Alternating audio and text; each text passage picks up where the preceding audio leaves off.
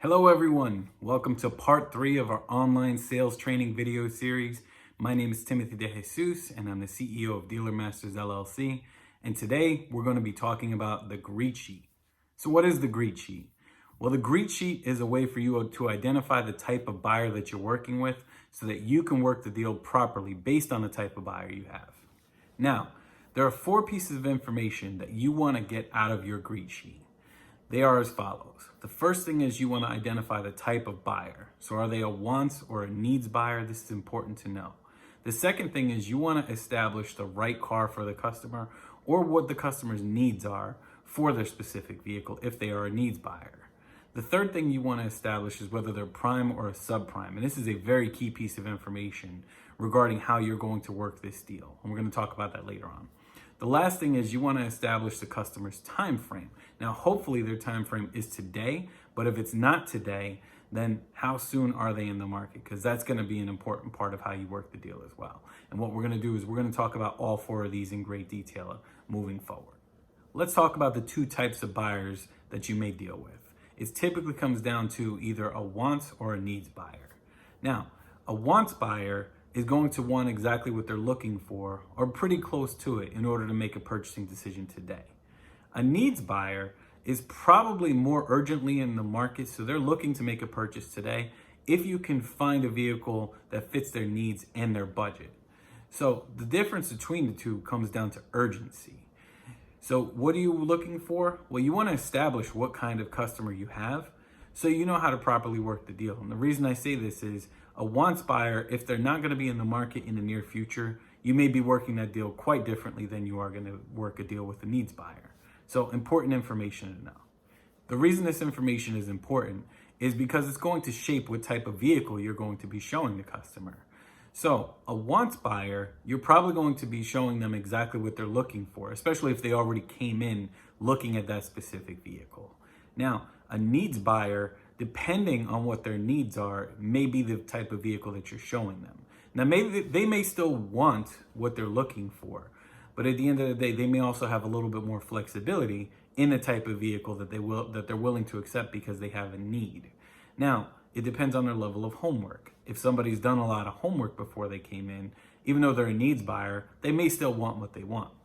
But depending if they are a true needs buyer, their car is completely broken down, and they're willing to accept that they need a vehicle and they're not as picky as, say, a wants buyer, that customer may be willing to work with you on the type of vehicle. Therefore, you may have a deal today as long as you can fulfill their needs. So that's why it's important to know the difference between the 2, because it's going to come down to vehicle selection and what you're going to show that person based on the questions that you asked. The third piece of information you want to find out is whether the customer is prime or subprime. And what this really means is whether they have good credit or bad credit. Why is this important?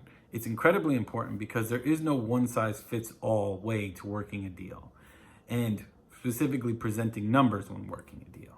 Now, I'll give you an example. So let's say you present a 20% interest rate to every customer that walks through your door, even if the majority of your customers are subprime and that's the interest rate they're going to qualify for.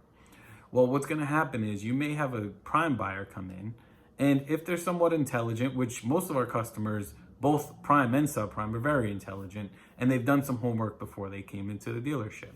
But if they're somewhat intelligent, what they're going to do is they're going to have looked up what the car they're trying to purchase, the approximate payment would be, assuming they get a 5 to 9% interest rate, something in that range. So if you're presenting a payment with a 20% interest rate and the customer's expectation is that the payment is going to be incredibly lower because they were expecting a 5 to 9% interest rate, now you've created an objection and you've also created doubt with the customer. So there are some salespeople who are excellent at getting past this, but why create the doubt and put yourself in a disadvantage when if you're doing a proper greet sheet and you're asking the right questions, you can find out whether the customer is prime or subprime. So that's why it's so important to ask these questions on a greet sheet, because if you know this information up front, that also helps to determine whether they're a wants or needs buyer and the way you're going to work this deal. Now, the last thing you want to find out is the customer's time frame, meaning how soon are they looking to make a purchase.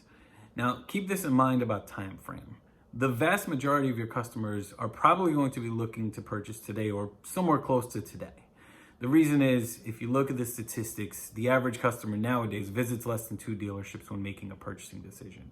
That doesn't mean that every single person coming on the lot is only going to visit 2 dealerships or less. Sometimes you have that person that still wants to shop 7 dealerships before they feel comfortable. But that's few and far between these days. The vast majority of your average customers have done some level of homework before they visited your dealership, and they're looking to make a purchasing decision fairly soon before they even hit the doorstep of the dealership.